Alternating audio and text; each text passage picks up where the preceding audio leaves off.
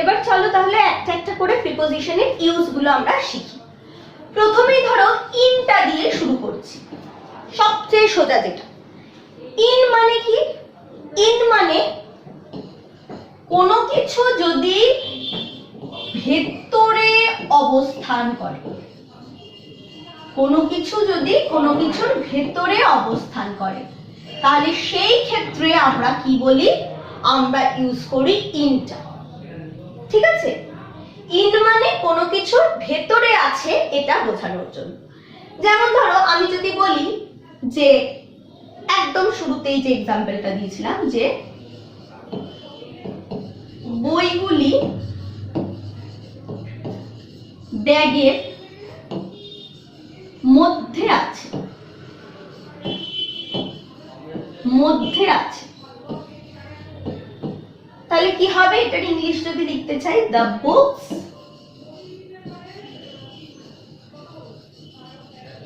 R in the bag. দেখো ব্যাগের মধ্যে রয়েছে, ব্যাগের মধ্যে রয়েছে, সেজন্য ইন দ্য ব্যাগ। কে রয়েছে? বইগুলো রয়েছে, তাহলে the books R in the bag. ব্যাগের মধ্যে রয়েছে, ভেতরে রয়েছে, সেই জন্য আমরা ইন ইউজ করছি। তারপরে ধরো যেরকম বলতে পারি যে দ্য বয় is playing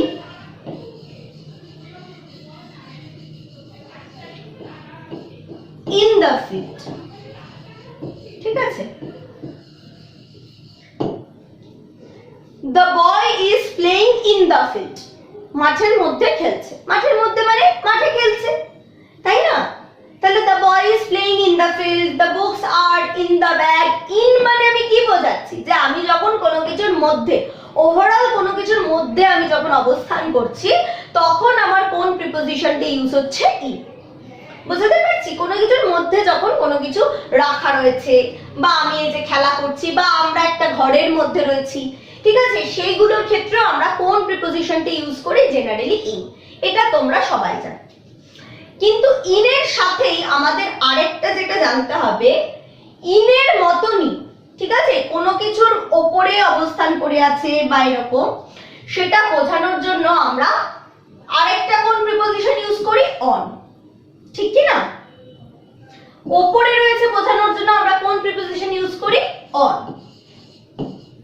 তাহলে ইনটা হচ্ছে ভেতরে বা মধ্যে রয়েছে সেটা বোঝানোর জন্য আমি ঘরের মধ্যে রয়েছি, বা ধরো বইগুলো ব্যাগের মধ্যে রয়েছে, বা পেনটা বক্সের মধ্যে রয়েছে, সমস্ত কিছু।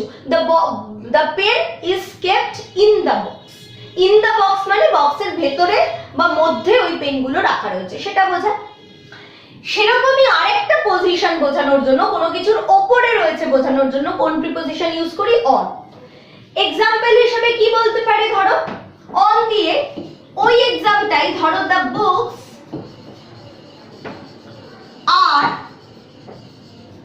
On the table. অন দ্য টেবিল মানে টেবিলের ওপরে বুকস গুলো রয়েছে। The books are on the table, টেবিলের ওপরে বইগুলো রয়েছে, এই জন্য অন। হ্যাঁ, ধরো the mat is on the floor, মেঝের ওপরে একটা মাদুর রয়েছে, ইজ অন দ্য ফ্লোর, মেঝের ওপরে মাদুর রয়েছে, কোনো প্রবলেম নেই। তবে এখানে যেটা আমাদের বোঝার, অন দিয়ে যে ওপরে বোঝাই, এটা আমরা ছোট থেকে তাও শিখে এসেছি। যেটা ধরো অনেক সময় খেয়াল করিনি, সেটা হচ্ছে কোন ওপরে বোঝানোর জন্য অন ইউজ করব। অন ইউজ করব তখনই যখন যে দুটো অবজেক্টের কথা আমি বলছি, মানে একটা অবজেক্ট তো আরেকটা অবজেক্টের উপরে রয়েছে, সেই দুটো অবজেক্ট যদি নিজেরা কন্ট্যাক্টে থাকে, টাচ করে থাকে একে অন্যকে, তাহলে সেই ক্ষেত্রে আমি অন প্রিপোজিশনটা ইউজ করতে পারি, আদারওয়াইজ নট। সমস্ত উপরের জন্যই কিন্তু অন প্রিপোজিশনটা নয়। কি বললাম ভালো করে শুনে নাও। অন প্রিপোজিশন সেখানেই আমরা ইউজ করতে পারবো যেখানে যে দুটো অবজেক্টকে নিয়ে আমি কথা বলছি, মানে একটা অবজেক্ট আরেকটা অবজেক্টের ওপরে রয়েছে, সেই দুটো অবজেক্ট যদি নিজেরা কন্ট্যাক্টে থাকে, মানে একটা আরেকটাকে টাচ করে থাকে, তাহলেই আমি অন প্রিপোজিশনটা ইউজ করতে পারি। আর ধরো টাচ করে নেই, ধরো কিছুটা উপরে রয়েছে, কিছুটা, তাহলে কোন প্রিপোজিশন ইউজ করব? সেটাও তো উপরে, কিছুটা উপরে মানেও তো উপরে, তাহলে সেখানে কি আমি অন উপরের জন্য অন ইউজ করে দিলাম, তাহলে তো ঠিক হলো না, সেটা কাটা হয়ে যাবে। ঠিক আছে, কিছুটা উপরে বোঝানোর জন্য আমরা কোন প্রিপোজিশন ইউজ করি? ওভার ইউজ করি। এটা কি কিছুটা উপরে বোঝানোর জন্য, দুটোই উপরে, অনও উপরে বোঝানোর জন্য আর ওভারও উপরে বোঝানোর জন্য। কিন্তু অন কেমন উপরে? অন হচ্ছে যখন কন্ট্যাক্টে আছে, কন্ট্যাক্টে আছে এই রকম সময়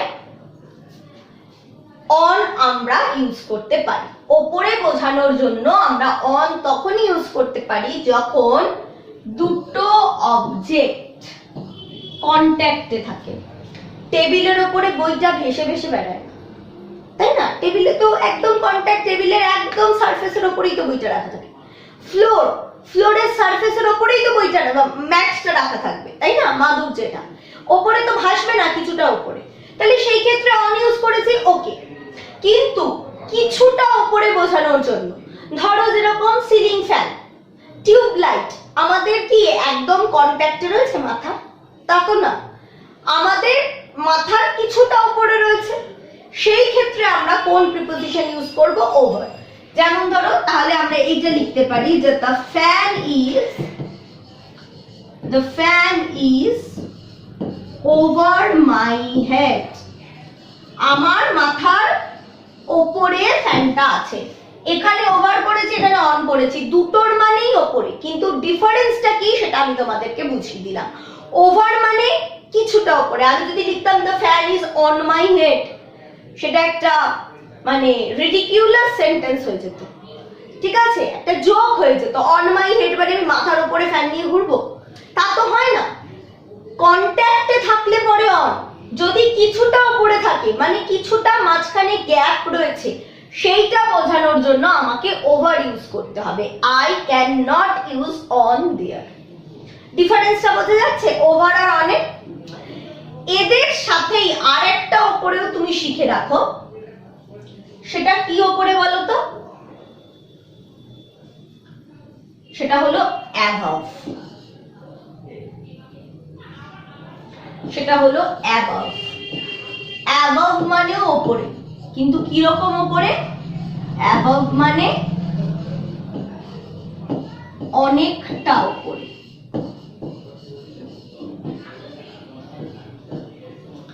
অ্যাবভ মানে হচ্ছে অনেকটা উপরে, তাহলে অন মানে একদম উপরে হলো, কন্ট্যাক্টে থাকা।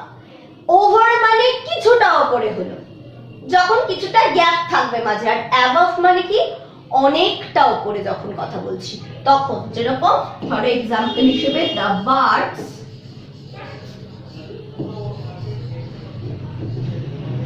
are flying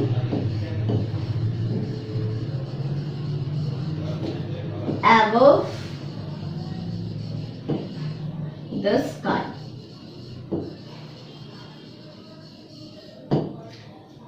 অনেকটা উপরে, আকাশের অনেকটা উপর দিয়ে পাখিগুলো উড়ে যাচ্ছে, সেই জন্য আমরা ইউজ করলাম অ্যাবভ। এবার এখানে তুমি অ্যাবভের জায়গায় ইন এই প্রিপোজিশনটাও ইউজ করতে পারতে, কিন্তু আমি কেন ইন করলাম না? আকাশের মধ্যে দিয়ে উড়ে যাচ্ছে, এটাও হতে পারতো, কিন্তু আমি ইন ইউজ করলাম না, কারণ আমি তোমাদেরকে দেখাতে চাইছি যে অ্যাবভ আমরা কোথায় ইউজ করতে পারি। ধরো the aeroplane flies above my head. আমার মাথার উপর দিয়ে এরোপ্লেন উড়ে যাচ্ছে, the aeroplane flies above my head. মাথার কিছুটা উপর দিয়ে কখনো এরোপ্লেন ফ্লাই করতে পারে না, মাথার কিছুটা উপরে ফ্যান থাকতে পারে, লাইট থাকতে পারে, কিন্তু যখন এরোপ্লেন উড়ে যাচ্ছে তখন অ্যাবাভ হয়ে যাচ্ছে, অ্যাবাভ মাই হেড। তাহলে ডিফারেন্সটা বুঝতে পারছো? অ্যাবাভ মানে অনেকটা উপরের যখন কথা বলবো, যেরকম আকাশ, চাঁদ, সূর্য, তারা, যেগুলো আমাদের থেকে অনেকটা উপরে আছে, আমরা চাইলেও কখনোই টাচ করতে পারবো না বা ক্যাচ করতে পারবো না, সেই ক্ষেত্রে আমরা কোন প্রিপোজিশন ইউজ করি? অ্যাবাভ। তাহলে দেখো আমরা কিন্তু শিখলাম তিনটে কাইন্ডের ওপরে আমরা শিখে নিলাম, 3 kinds of prepositions যেগুলো ওপরে বোঝানোর জন্য ইউজ হয়। তাহলে ওপরে অবস্থান বোঝানোর জন্য কি ইউজ হবে? ওপরে অবস্থান, ওপরে অবস্থান এটা বোঝানোর জন্য আমরা তিনটে আলাদা প্রিপোজিশন শিখলাম। ওপরে অবস্থান বোঝানোর জন্য একটা কি প্রিপোজিশন ইউজ হতে পারে? একটা হচ্ছে অন, যেটা একদম কন্ট্যাক্টে থাকবে, দুটো অবজেক্ট কন্ট্যাক্টে আছে সেই ওপরে বোঝানোর জন্য অন। আরেকটা ওপরের বোঝানোর জন্য কি শিখলাম? ওভার, মানে যেটা কিছুটা ওপরে রয়েছে এটা বোঝানোর জন্য। আর একটা ওপরে বোঝানোর জন্য কি শিখলাম? অ্যাবাভ। অ্যাবাভ মানে অনেকটা ওপরে রয়েছে। বুঝতে পেরেছো? তাহলে ওপরে অবস্থানের জন্য এই তিনটে। হ্যাঁ, ক্লিয়ার? এবার আসি ওই যে ইনের কথাটা বলছিলাম, ইন মানে মধ্যে তো তোমরা শিখলে। এবার ইন কিন্তু আরো অনেক জায়গায় ইউজ হয়, ইন কিন্তু আরো অনেক জায়গায় ইউজ হয়। তাহলে আমরা এবার কি শিখবো? Use of in. Use of in, in তো একটা শিখে গেলাম, ইন মানে মধ্যে বা ভেতরে অবস্থানের জন্য, সেটা তো জেনারেল ইন আমরা জানলাম। ইন আর কোথায় ইউজ হয়? ধরো কোন যদি বড় শহরের নাম চলে আসে, বড় শহরের নাম, বড় শহরের নাম, নাম মানেই দেখো নাউন, তাহলে নাউনের আগেই বসছে প্রিপোজিশন। এই ক্ষেত্রে কোন প্রিপোজিশনটা নিয়ে আলোচনা করছি? ইন নিয়ে। ইন মানে মধ্যে বা ভেতরে ইউজ করার জন্য ইন, সেটা আমরা আগেই জেনে গেছি, প্রথমেই পড়েছি। কিন্তু এবার দেখছি ইন আর কোথায় কোথায় ইউজ হতে পারে ইন প্রিপোজিশনটা, যদি কোনো বড় শহরের নাম বোঝাই। যেমন ধরো ইন মুম্বাই, মুম্বাই একটা বড় শহর। ইন কলকাতা,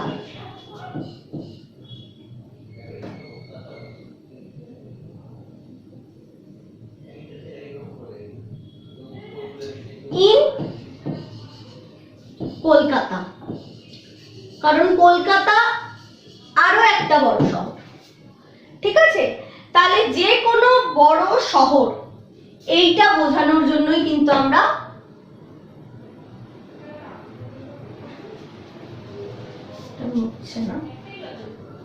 ঠিক আছে, এটা মুম্বাই বোঝা যাচ্ছে তো? তাহলে ইন মুম্বাই, ইন কলকাতা, এরকম কোন বড় শহরের নামের আগেও কিন্তু আমরা ইন ইউজ করি, তখন কিন্তু এরকম মধ্যে বা ভেতরে বোঝানোর জন্য নয়। বড় শহরের নামের আগে কোন প্রিপোজিশন বসবে? সবসময় ইন। আর কোথায় ইন আমরা ইউজ করতে পারি?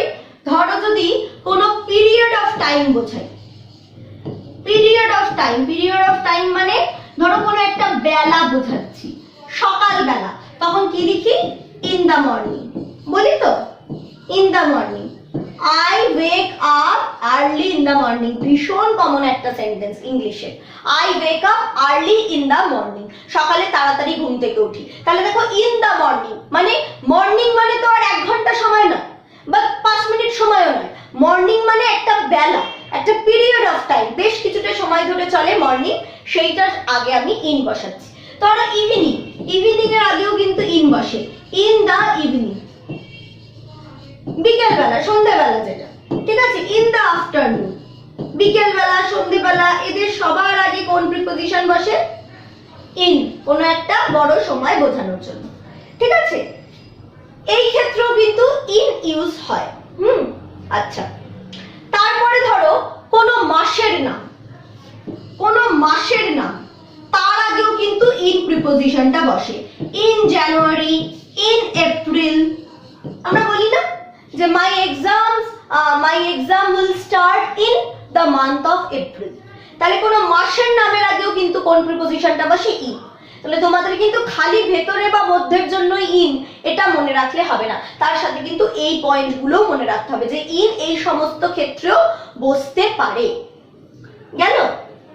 আচ্ছা, এবার তাহলে একদম ইনটা সবে সবে দেখলে, ইনের পাশাপাশি এবার আরেকটা প্রিপোজিশন পড়ে নাও, ইনের মতনই, ইনের সাথেই রিলেটেড, সেটা হচ্ছে অ্যাট। অ্যাট অ্যাট হচ্ছে আরেকটা প্রিপোজিশন, ঠিক আছে? অ্যাট দিয়ে আমরা কি বোঝাই? ধরো যেরকম বড় শহরের অ্যাট দিয়েও কারোর অবস্থানই বোঝানো হয়, কারোর পজিশনই বোঝানো হচ্ছে, কে কোথায় থাকে সেরকম। কিন্তু অ্যাট কোথায় কোথায় ইউজ হয়? বড় শহরের নামের আগে যেমন ইন ইউজ হয়, সেরকমই ছোট শহরের নামের আগে কি ইউজ হয়? ছোট শহরের নামের আগে ইউজ হয় অ্যাট। ছোট শহরের নামের আগে ইউজ হয় অ্যাট। যেমন ধরো অ্যাট শ্রীরামপুর আছে না, অ্যাট শ্রীরামপুর খুব ফেমাস জায়গা, নবদ্বীপ, তাই না? ওয়েস্ট বেঙ্গলের ফেমাস জায়গা, কিন্তু তার নামের আগে কি বসবে? অ্যাট নবদ্বীপ। কারণ নবদ্বীপ বা শ্রীরামপুর যাই বলো, এগুলো এখন হয়তো অনেক ডেভেলপড হয়ে গেছে, কিন্তু এগুলো হচ্ছে টাউন, এগুলো হচ্ছে শহর। কিন্তু মুম্বাই, কলকাতা এগুলো হচ্ছে সিটি। তাহলে ইন আমি বসাচ্ছি সিটির নামের আগে, কিন্তু অ্যাট কোথায় বসাচ্ছি? টাউনের নামের আগে। তারপর ধরো যেমন তুমি দেখলে যে কোনো পিরিয়ড অফ টাইম বোঝানোর জন্য আমি ইন ইউজ করি, বেশ কিছুটা সময় বোঝানোর জন্য।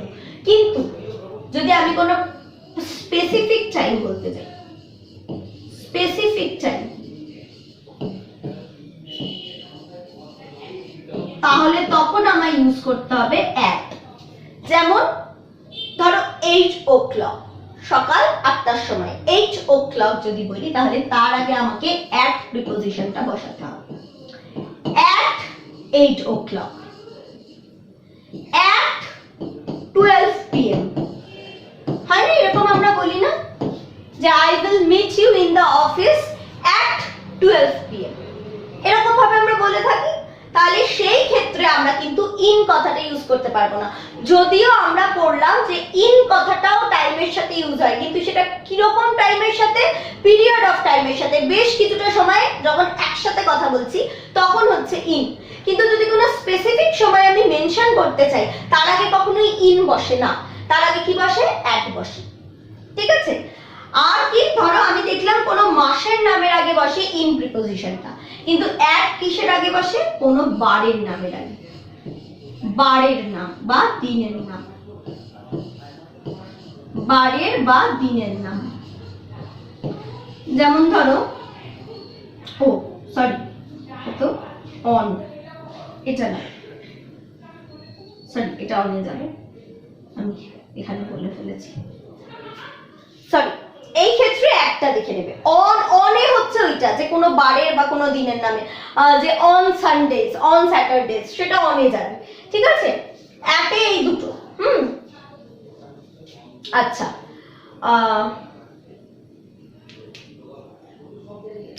আর ধরো অ্যাট কোথায় বসে? যদি তুমি কোনো স্পেসিফিক পজিশন বোঝাতে চাও, যেরকম ধরো he is at the office, he is at the office, মানে সে অফিসে আছে, হ্যাঁ? তো at the office তার মানে তার প্রেজেন্ট পজিশনটা কোথায়? না অফিসে। সেইটা বোঝানোর জন্য আমি কিন্তু at এই প্রিপোজিশনটা ইউজ করতে পারি। যেরকম ধরো the car is parked at the light post, যে লাইট পোস্টের ধারেই গাড়িটা দাঁড় করানো রয়েছে, তাহলে গাড়িটার পজিশনটা কোথায়? একদম লাইট পোস্টের ওখানে। তাহলে সেই ক্ষেত্রেও আমরা কিন্তু অ্যাট কথাটা ইউজ করতে পারি, মানে কোনো স্পেসিফিক পজিশনও যদি আমি বোঝাতে চাই, কোনো স্পেসিফিক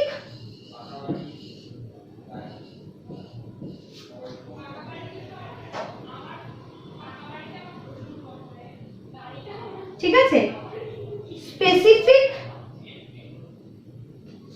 স্পেসিফিক পজিশন যদি আমি বোঝাতে চাই,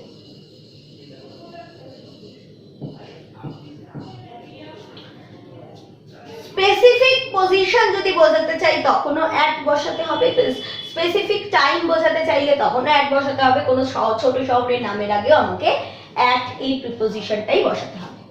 বোঝা যাচ্ছে? স্পেসিফিক পজিশন মানে আমার প্রেজেন্ট পজিশন, আমি এখন কোথায় আছি। I am at the office, at the office মানে আমি এখন অফিসে রয়েছি, এরকম। ঠিক আছে?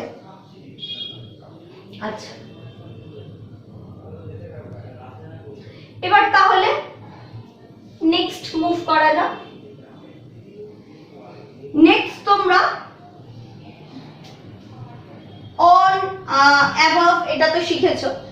এবার ধরো নেক্সট আমি যে প্রিপোজিশনটা বলবো সেটা হচ্ছে দুটো একসাথে, হ্যাঁ একসাথে, ইন দ্য সেন্স বাই আর উইথ। বাই আর উইথ। বাই কখন? দ্বারা, এটা বোঝাতে, দ্বারা দিয়া কর্তৃক বাংলায় পড়তে না, হ্যাঁ সেই দ্বারা মানে কোনো কিছু দিয়ে আমি যদি কোনো কাজ করি, কোনো কিছুর দ্বারা হেল্পে আমি যদি কোনো কাজ করি, সেই ক্ষেত্রে আমরা বাই বসাই। উইথ মানেও তাই, আবার উইথ মানে কখনো কখনো সাথেও হয়ে যায়, সাথেতেও হয়, আবার দ্বারা আমি ওটার হেল্প নিয়ে, সেই ক্ষেত্রেও কিন্তু আমরা উইথ বসিয়ে থাকি। ডিফারেন্সটা কোথায়? যেমন ধরো আমি এটা লিখলাম, the rat is killed, the rat is killed by the cat, the rat is killed by the cat মানে বিড়ালটির দ্বারা ইঁদুরটি মারা হয়েছে। বিড়ালটার দ্বারা, বিড়ালটাই কি করেছে? ইঁদুরটাকে মেরেছে, তাই তো? তাহলে সেক্ষেত্রে দেখো বাই এই প্রিপোজিশনটা আমি বুঝিয়েছি, বিড়ালটার দ্বারা ইঁদুরটাকে মারা হলো সেই জন্য। কিন্তু এবার ধরো আমি যদি এরকম লিখি যে দ্য ক্যাট ইজ বিটেন